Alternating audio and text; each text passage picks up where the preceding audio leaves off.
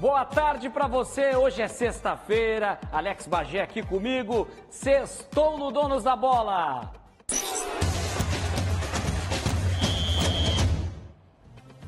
Sextou, boa tarde pra você ligado no Donos da Bola dessa sexta-feira. Tá quase chegando a hora da Libertadores da América para o Inter e também para o Grêmio. Boa tarde, Alex Bagé. Mas antes a gente tem Gauchão no final de semana para o Inter e segunda-feira para o Grêmio. Verdade, muito boa tarde, Caco. Para quem está em casa, uma semana que já foi bastante agitada, teve Copa do Brasil para Clube do Interior. Aquele jogo do Avenida, legal, né? Que foi um jogo histórico, um jogo épico. Muito legal. E a rodada do Campeonato Gaúcho que vai começar no sábado e vai terminar só na terça.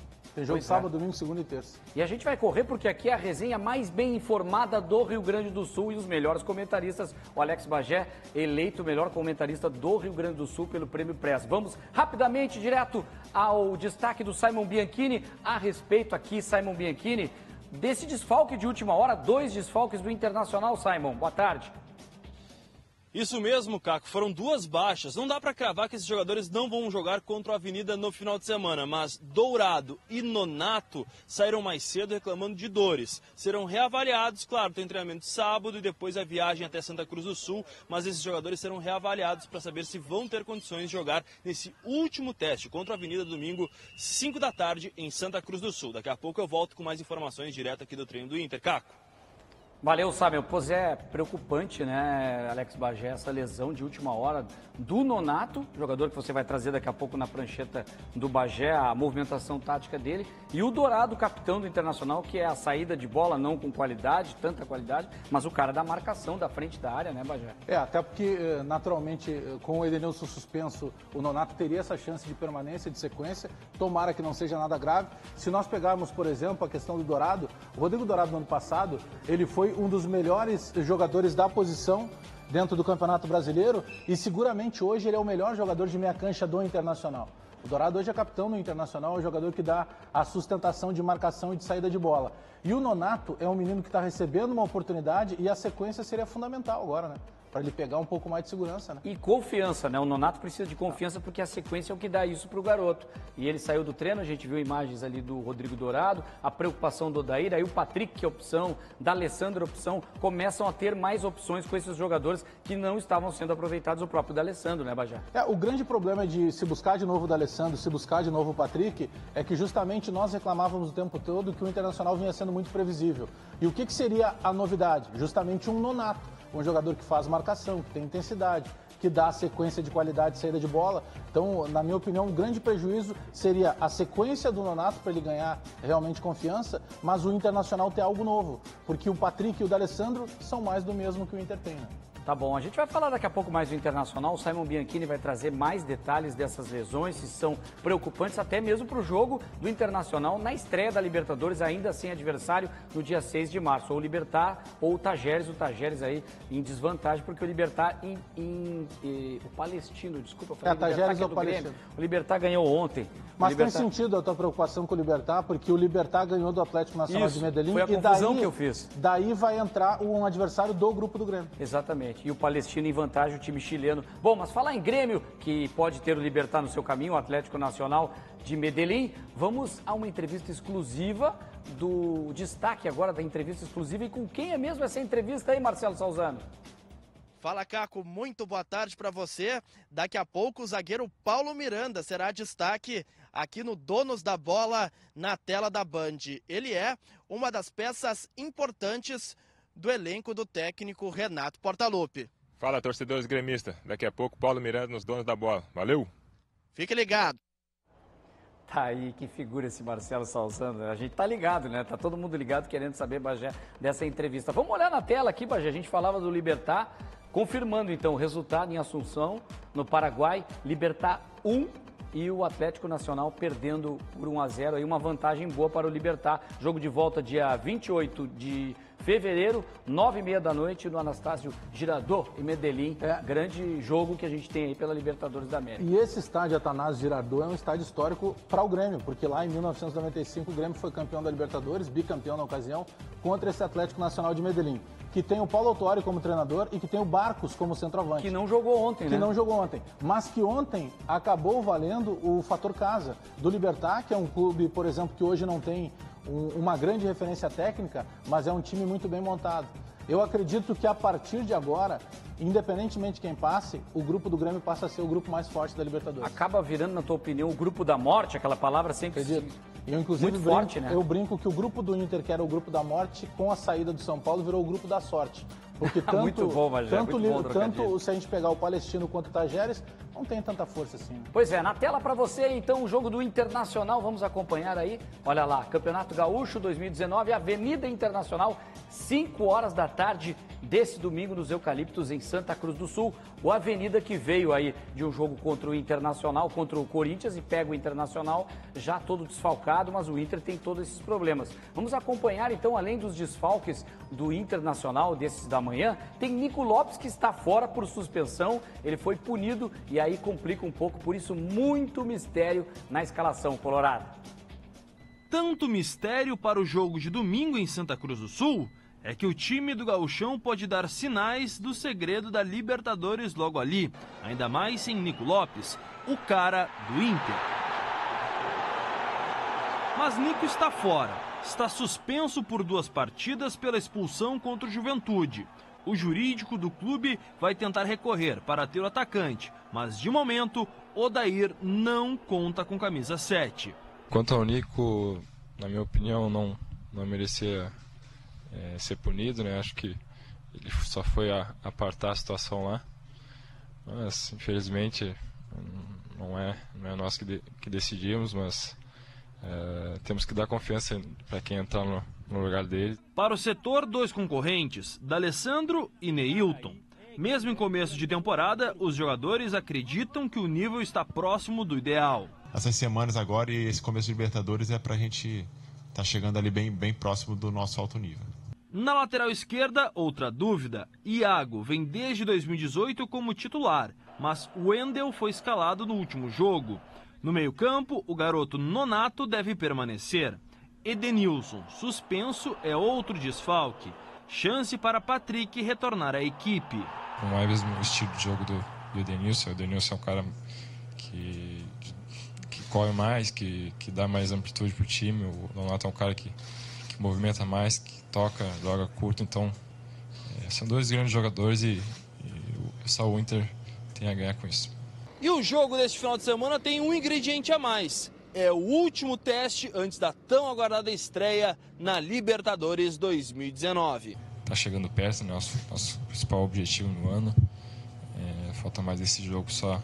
Então, domingo é jogo de gauchão, mas com uma pitada especial mirando a Libertadores. Os últimos testes, os últimos ajustes para iniciar o grande objetivo da temporada. Já eu quero saber do Alex Bagé o que ele projeta desse jogo do Internacional contra o Avenida, mas também, principalmente, na Libertadores da América, no dia 6, contra o seu adversário ainda não definido. Mas a gente precisa atualizar as informações. Simon Bianchini ao vivo de volta ao CT do Internacional Parque Gigante, Simon, porque a preocupação que fica é essa. 3 jogadores sentiram. Parece que o D'Alessandro não foi tão grave assim. Mas como é que está a situação do Dourado e também do Nonato, o garoto que saiu do treino, os dois, né? Nonato e Dourado saíram do treino mais cedo, Simon.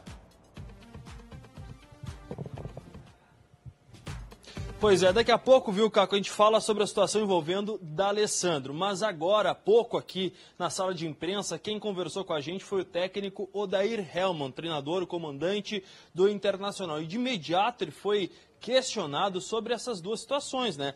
Dourado, capitão do time, o cara que abre a meia cancha do Internacional, e também sobre o Nonato, jovem que vem ganhando espaço no elenco do Inter. Ele falou o seguinte sobre ambos os jogadores. Não é bom, né, ter saído do treinamento. Espero que não tenha sido nada de mais relevante, né, de mais grave.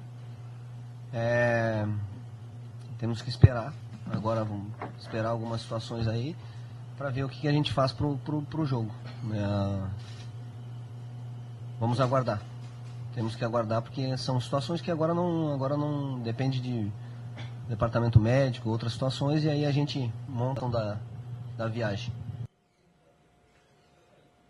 Tá aí o técnico do Inter, Odair Hellmann. O treino de ontem foi fechado no estádio Beira-Rio. O treino de hoje teve boa parte da atividade aberta para a imprensa. Foi um treino com 4 equipes, sem mostrar muito do que o Odair vai fazer. O treino que já tinha sido feito principalmente na última quarta-feira, não deu indicativos do time, mas a gente pôde notar a ausência desses 2 jogadores que saíram um pouco mais cedo e serão reavaliados. Tem atividade desse sábado, antes do jogo e da viagem para Santa Cruz do Sul. E olha, Caco, daqui a pouco a gente fala sobre D'Alessandro. Ele pode ficar de fora e o técnico Odair Hellmann respondeu sobre ele, viu? Tá certo, aí o Simon Bianchini é mais uma preocupação do técnico Odair Hellmann com esses 2 jogadores. Primeiro isso, Bagé, Nonato a gente já falou um pouco no início, mas o que dá para projetar do Inter? Acredito que o torcedor que está nos acompanhando agora está preocupado com o Internacional, muito mais agora na Libertadores, porque ainda não tem time definido para a estreia da Libertadores, Bagé. Pois é, e o pensamento do torcedor tem razão de certa preocupação, linkando sempre os problemas do Internacional com a Libertadores da América, justamente porque esse jogador que nós estamos falando, que é o Nonato, é um jogador que está trazendo algo novo para o Internacional. E seria de fundamental importância ele fazer um segundo jogo no time titular para poder, quem sabe, começar como titular na Libertadores. O Rodrigo Dourado é o responsável pela estabilidade do time do Internacional. Sim. O Rodrigo Dourado encontrou uma faixa de campo para jogar em que ele busca a bola nos pés dos zagueiros e entrega essa bola para a transição de meio campo para ataque.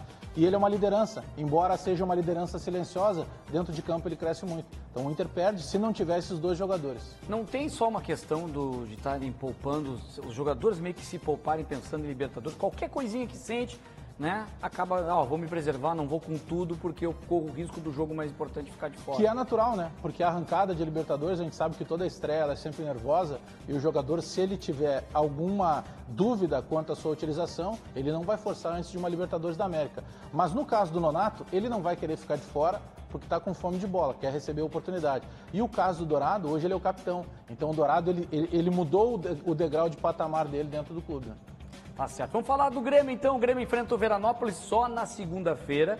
O Grêmio tem o jogo na tela aí. Grêmio e Veranópolis na Arena. É a volta do Renato comandando o Grêmio, ele que está no curso da CBF. 8 da noite na Arena do Grêmio na segunda-feira. O Grêmio que vai muito bem, está embalado no Campeonato Gaúcho, mas ele tem esse jogo, segunda-feira, contra a equipe do Veranópolis. Mas a preparação, claro, está rolando desde já. E um dos caras que está mostrando trabalho nesse começo de ano é o Paulo Miranda, zagueiro que não tem deixado o torcedor com saudades de Jeromel ou Kahneman, pelo menos quando um deles não pode jogar. Marcelo Salzano bateu um papo com ele. Vai daí, Salzano! Caco da Moto, nosso destaque aqui no Donos da Bola, nesta sexta-feira, é o zagueiro do Grêmio, Paulo Miranda. Paulo, muito boa tarde. Prazer tê-lo aqui na TV Bandeirantes. Boa tarde a todos. O prazer é meu. Pois é, como é que é para você ser o 12º jogador desse time do Grêmio? Olha, para mim eu fico bastante feliz, né? Porque a gente sabe que tem bastante jogadores de qualidade, né? E eu venho trabalhando durante a semana, todos os dias, procurando meu espaço para quando o professor precisar, eu estar à disposição e poder, né, desempenhar um bom papel dentro de campo. Antes, até para o torcedor do Grêmio, era simplesmente um terror quando o Jeromel e o Kahneman ficassem de fora de alguma partida. Hoje, se um não puder atuar, tem o Paulo Miranda, que sempre dá conta do recado. É verdade, né? A gente sabe que são 2 jogadores, né, que são titulares, né, e são excelentes jogadores. E eu procuro, como falei, procuro estar trabalhando durante a semana, né, todos os dias bastante focado, para quando o professor precisar eu dar conta do recado. O Jeromel, em 2018, esteve no grupo da seleção brasileira na Copa do Mundo. Quais os principais conselhos que ele já te passou aqui no Grêmio, Paulo? Olha, quando eu cheguei, né, para mim tudo era novo, né, então a gente ia conversando, né, até porque ele já sabia de todas as formas que o Grêmio jogava, a forma que ele joga com o Kahneman. Então quando o Kahneman não jogava, então ele procurava passar para mim dentro de campo, né, as coisas básicas do sucesso deles. Então creio que quando o professor precisa, eu acho que a gente já está bastante entrosado. E o Kahneman, esse zagueiro aqui que caiu nas graças simplesmente do torcedor gremista, o que ele já te passou aqui no Tricolor, Paulo? Olha, como eu falei, né, tanto o Jeromel quanto o Kahneman, né, quando o Jeromel não joga, eu jogo com o Kahneman, então né, a língua é a mesma, porque o sucesso dos dois, né, então faz com que quem for suprir a ausência de um jogador possa estar desempenhando um bom papel. E nesse ano o Grêmio tem 4 competições muito importantes. O Gauchão está em andamento, o Grêmio é líder isolado, tem a Libertadores da América iniciando nos próximos dias em março, também o Campeonato Brasileiro e a Copa do Brasil a partir das oitavas de final. Para você, Paulo, como é que chega o Grêmio em todas essas competições? Chega muito forte, né? Até porque a gente sabe que todas as competições são importantes, né? E acho que o pensamento da gente é sempre ganhar títulos, então faz com que a gente vá pensando passo a passo. Hoje a gente está disputando o Gaúcho, a gente sabe que ali na frente tem a Libertadores, tem a Copa do Brasil, Brasileira, então creio que a gente tem acho que 30 e poucos jogadores que pode dar conta do recado. Se você fosse o presidente Romildo Bolzan, qual competição daria uma prioridade maior para conquistar em 2019? Olha, como falei para você, bicho, competição que a gente entrar para disputar é sempre para vencer. O setor ofensivo está repleto de grandes jogadores, né? Tem o Luan, tem o Everton, tem o Felipe Viseu e agora também o Diego Tardelli chega para se somar a esse elenco. Complicado de marcar eles, principalmente nos treinos, né, Paulo? Verdade, a gente sabe que são jogadores de qualidade, né, vencedores, então, mas a gente no dia a dia acaba procurando analisar bem, né, esses jogadores para que a gente possa, num treino ou numa tática, poder parar eles aí, mas a gente sabe que é bastante difícil. Entre o Luan e o Everton, principalmente, quem é o mais difícil de ser marcado? Rapaz, os dois, viu? Os dois ali são bem difíceis. Acho que não só os dois, como todo o ataque do Grêmio, né? Então, isso daí acho que tá sendo provado aí nas competições que a gente vem disputando, porque acho que é o melhor ataque, se eu não me engano, do Brasil. Então, isso faz com que eles possam, né, desempenhar um bom papel e tendo esse respaldo que eles têm aí. Além do melhor ataque do Brasil que você citou agora, também a defesa sofreu pouquíssimos gols, né? Até agora apenas um. Acho que é o grupo todo, né, que vem trabalhando durante a semana, para quando o professor coloca uma equipe ou outra, né, acabam todos os jogadores desempenhando um bom papel e isso daí faz com que a gente possa sobressair. Paulo Miranda, muito obrigado aqui por atender os nossos donos da bola na tela da Band e boa sorte aí no ano de 2019, que tenho certeza será de muito trabalho para vocês aqui no Grêmio. Obrigado a todos, com certeza. A gente está bastante focado, então a gente sabe que vai ser um ano difícil, né? Mas a gente vem trabalhando para que as coisas possam dar tudo certo.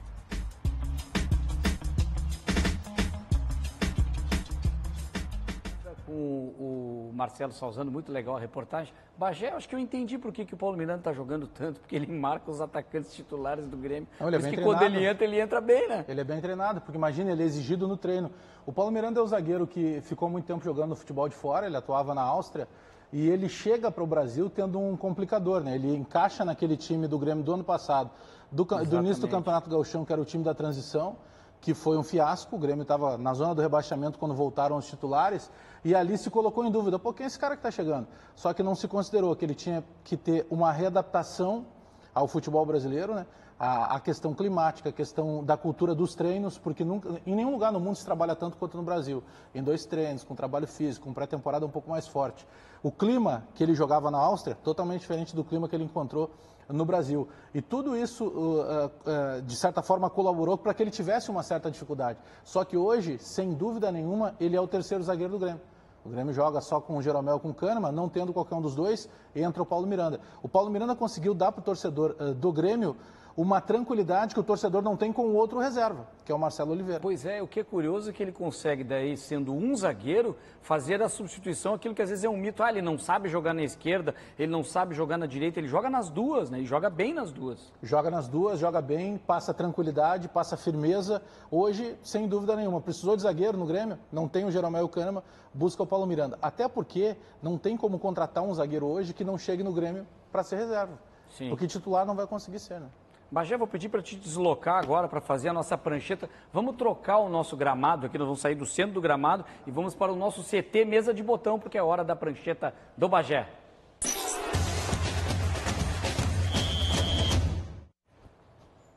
Tá aí, então, o Bagé já está se deslocando lá, Bagé com o Grêmio Internacional. Vamos começar com quem, Bagé, na prancheta hoje?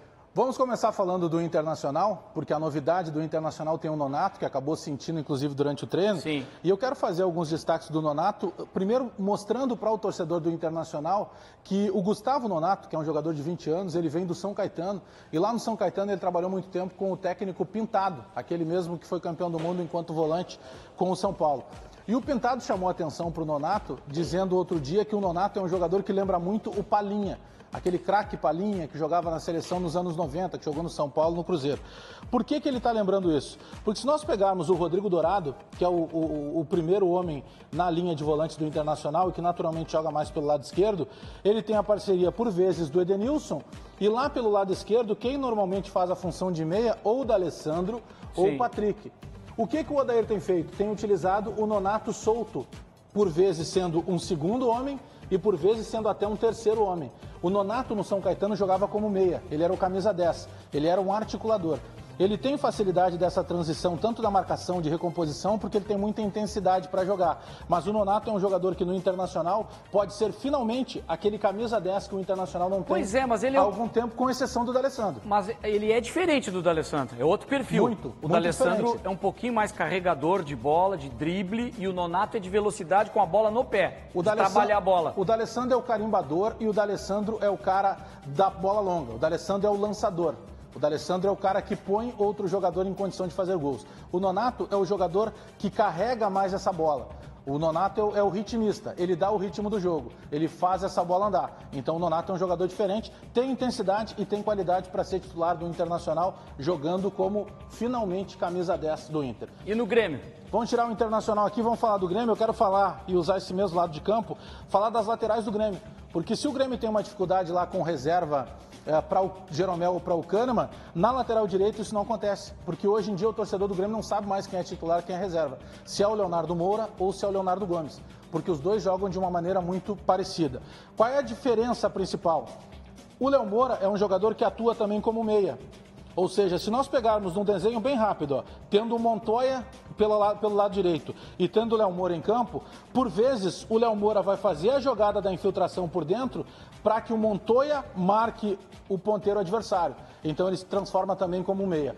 Na questão do Leonardo Gomes é diferente. O Leonardo Gomes não faz a jogada diagonal. O Leonardo Gomes é o jogador da marcação quando o Grêmio é atacado e é o jogador da profundidade quando o Grêmio tem a posse de bola e, por consequência, o jogador do cruzamento. E o Léo Gomes mostrou que chuta bem de fora da área quando quer, né? E aí facilita também a questão do cruzamento porque ele é o jogador da profundidade. A diferença de você centrar a bola de fora, você pega o sistema defensivo adversário de frente, facilita para o zagueiro. Quando você vai na linha de fundo e cruza, naturalmente os teus zagueiros precisam se virar em direção à bola. E aí essa dinâmica de movimentação, você pega os atacantes que chegam de frente para o gol, facilita bastante. O Léo Gomes é o titular do momento. O Léo Gomes tem sido titular quando o Grêmio joga fora de casa. E nos jogos da Arena acaba jogando o Léo Moura. Tá certo. Olha só, ainda hoje tem o Léo Moura falando justamente, a gente passou isso na prancheta, do seu adversário. Eles são adversários de posição, né? O seu rival de posição, o Léo Gomes. Ele elogia muito esse jogador, a gente vai ver daqui a pouco. Vamos pegar só um trechinho do que ele falou. Só tenho elogios ao Léo, porque é um menino que, por mais que seja novo, mas é um menino que tem muita bola, é um moleque sensacional, procura sempre estar ali olhando para aprender, tá sempre conversando, eu procuro estar sempre perto dele, orientando. Tá aí então, daqui a pouco a gente traz mais informações também do Internacional ao vivo com o Simon Bianchini. Bagé passar a bola, mas nós vamos lá, ó, pro toque de bola da Rádio Bandeirantes. Vamos acompanhar o que a Rádio Bandeirantes está nesse momento. Daniel Oliveira, Roberto Pauletti, César Cidade Dias e o Claudião ali com papel anotando. Vamos acompanhar, tá falando Pauletti. 341 mil. Tem que ter mais ou menos 10 a 15 mil torcedores no estádio. Mas vocês acham que é um bom negócio? 21 mil é o ticket. Mas aí eu cheguei à conclusão que é um grande negócio. Mas vocês acham que é um bom negócio o Grêmio comprar a Arena agora ou deixar a coisa acontecer? Não, eu achei melhor comprar agora. Só a renda de shows e eventos...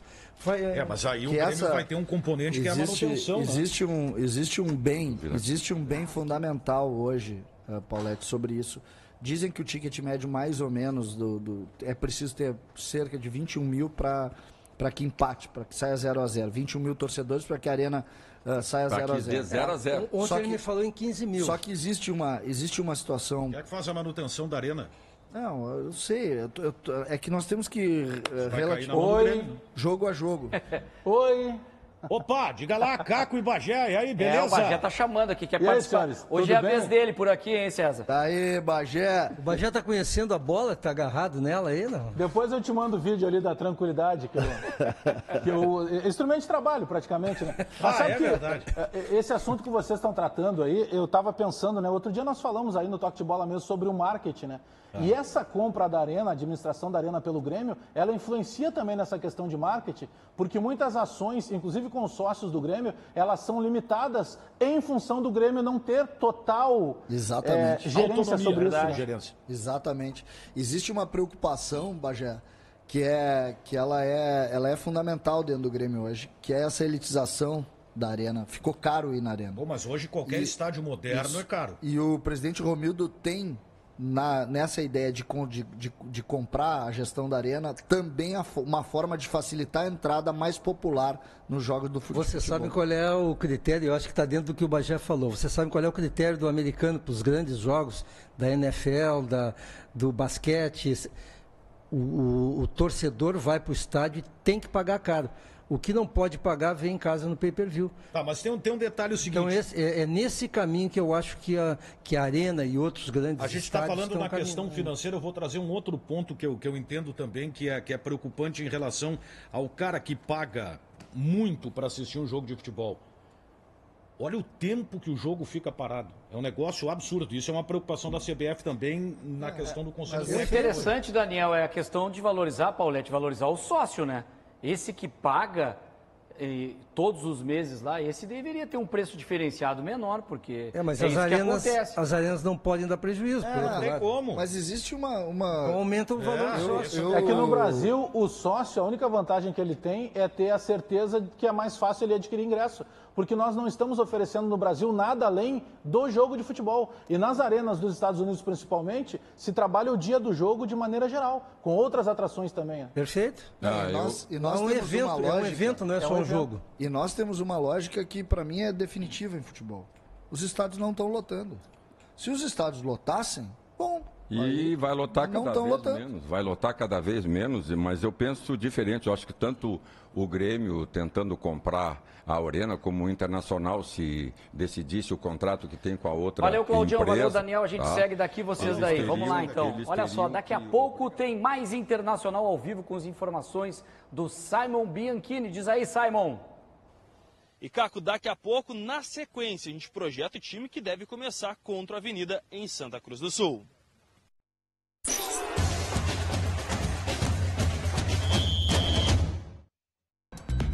Estamos de volta no Donos da Bola e vamos direto, mais uma vez, ao CT Parque Gigante do Internacional, onde está, na sala de conferência, de coletiva do Internacional, o repórter Simon Bianchini, para trazer, Simon, não sei se dá para projetar, dá para dizer alguma coisa do time do Inter e também a questão do D'Alessandro, né, que o D'Alessandro nem viaja, como é que está essa questão do ex-capitão do Internacional, camisa 10, D'Alessandro, Simon?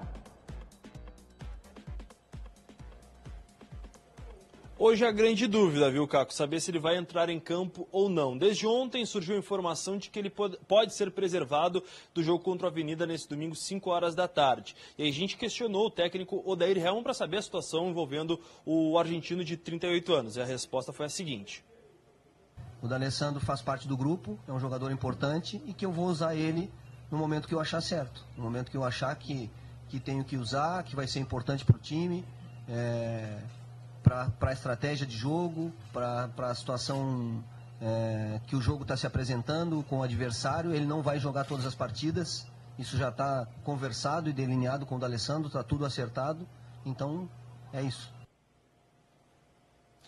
O treinamento desse sábado, que vai ser o último, vai ser definitivo para definir a escalação do Inter para esse jogo, até pelas situações do Dourado e do Nonato. Mas pela resposta do técnico Odair Hellmann, dificilmente o D'Alessandro vai jogar, até porque o último jogo, antes da estreia do Inter, só em 6 de março, fora de casa, contra Tajeres ou Palestino, que o Inter vai ter esse compromisso pela competição continental. Mas segue esse mistério. Dá para encaminhar o Inter com Lomba, Zeca na direita, Moledo e Cuesta na zaga, e a dúvida na lateral esquerda entre Iago e Wendel. Meio campo com Dourado, se ele não jogar, joga o próprio Richelli. Meio campo tendo o Nonato, se ele não atuar, a possibilidade do D'Alessandro, do Patrick, do Lindoso, tendo também Neilton. E na frente, o William Potker, além do próprio atacante Pedro Lucas, que vai ganhar uma sequência no comando de ataque do Internacional, viu, Caco? Tá legal, obrigado, Simon. Bagé, a gente já falou muito do time do Internacional para os 2 próximos jogos, principalmente pensando em Libertadores. Mas o que está acontecendo com o D'Alessandro? O D'Alessandro em condições, ele é titular, está sendo preservado, ou já dá para dizer que o D'Alessandro hoje, com todos os titulares à disposição, ele é um reserva por tudo aquilo que disse até o Odair? Ele é um reserva do Internacional, porque o Odair, o melhor Inter do ano passado foi o Internacional que teve intensidade. E o melhor Inter do ano passado com intensidade foi justamente no momento... O do início do ano. O do início do ano, do início do Campeonato Brasileiro, a partir do Grenal na Arena. Que justamente naquele jogo, no Grenal, foi o Grenal que o D'Alessandro não jogou. E até hoje não se sabe o porquê, mas ele não jogou. A resposta do Odair é muito coerente com aquilo que o Odair está pensando. Se nós pegarmos os jogos em que o D'Alessandro ficou no banco, ele sequer foi a primeira opção de mexida. Porque o Internacional, não é que o D'Alessandro não tenha mais condição. Ele tem, mas o D'Alessandro não tem mais intensidade. Então, para que você comece um jogo fazendo proposta de jogo, que é o que precisa fazer o Internacional, principalmente na Libertadores, não dá para contar com o D'Alessandro. O D'Alessandro é o cara da bola parada e, principalmente, dependendo do resultado, de entrar no segundo tempo para pisar na bola, porque ele é o carimbador, é experiente. Mas eu acredito que para começo de jogo, o Odair acerta, deixando o D'Alessandro como opção para o banco. Tá certo. Olha só, o nosso assunto agora é o Grêmio. Mais uma vez vamos falar do Grêmio e vamos ouvir um pouco mais do Léo Moura falando a respeito da lateral direita, da briga pela titularidade do Grêmio, que tem 2 grandes laterais, os 2 Léos. Só tenho elogios ao Léo, porque é um menino que, por mais que seja novo, mas é um menino que tem muita bola, é um moleque sensacional, procura sempre estar ali olhando para aprender, está sempre conversando, eu procuro estar sempre perto dele, orientando. Eu tive isso quando eu era mais novo, então eu quero poder retribuir, poder ajudar na carreira dele para frente, para que lá na frente ele possa falar, pô, o Léo Moura me ajudou quando eu estava começando. Então acho que isso só quem ganha é o Grêmio, né? E poder ajudar dessa forma, né? Um jogador que tem muito potencial para crescer, e eu tenho certeza que ele vai ser aí um dos grandes laterais do futebol brasileiro. Tá aí, o Bagé já falou até que o Léo Moura pode jogar jogos em casa, o Léo Gomes pode jogar fora, mas o time do Grêmio está pronto para a Libertadores, Bagé? Tudo bem, tem um jogo do Veranópolis, volta o Renato, a gente está vendo imagens do treino, o Jael já foi, o André fez 4 gols nesse treino contra a equipe do Guarani de Venâncio Aires, reservas e garotos do Guarani, foi 10-1. Mas o Grêmio está pronto para a Libertadores, Bagé? Já tem o time definido, falta ali aquela questão Montoya-Marinha por aí? Eu acredito que esteja definido sim. E até pelo que a gente está acostumado a lidar com o Renato, eu, por exemplo, eu considero que para aquela função do Montoya, o Montoya dá recomposição e saída de bola. O Marinho não dá recomposição, o Marinho não sabe marcar. Quando ele tenta marcar, ele comete falta. Ele só dá velocidade, terço final de campo. Então o Marinho é um jogador para o Grêmio pensar quando o Grêmio tem a bola. E quando o Grêmio não tem? Bom, quando o Grêmio não tem que ser o Montoya. Tem uma dúvida que está chegando agora, que é o Diego Tardelli. Mas o Diego Tardelli, estando em condições, ele vai jogar na vaga do Felipe Vizeu, ele vai ser o camisa 9 do Grêmio. Não dá para jogar com o Vizeu e ele na vaga do Marinho do Montoya? Poderia, mas aí o Diego Tardelli não é um marcador tão forte quanto o Montoya. Não vai recompor tanto. Quando o Grêmio tem a bola, beleza, tem o Tardelli ou tem o Marinho. Mas e quando o Grêmio não tiver a bola? Por isso que eu acredito que vai jogar ou o Vizeu ou o Tardelli.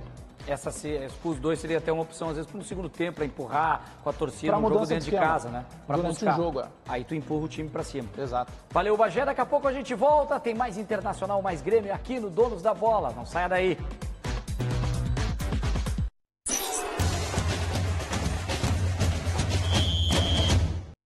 De volta no Donos da Bola, dá tempo da gente mostrar os jogos da 8ª rodada do Campeonato Gaúcho, começando amanhã com Juventude e São Luís às 5 da tarde, Caxias e Pelotas no domingo 5 da tarde, Avenida Internacional, também no domingo às 5, Aimoré e Novo Hamburgo, domingo 5 horas da tarde, na segunda-feira tem o Grêmio 8 da noite, fechando ainda também na terça, 7h15 da noite, o São José contra o Brasil, o Grêmio enfrentando o Veranópolis, segunda na Arena. Valeu, Bagé, obrigado. Valeu, Cacô.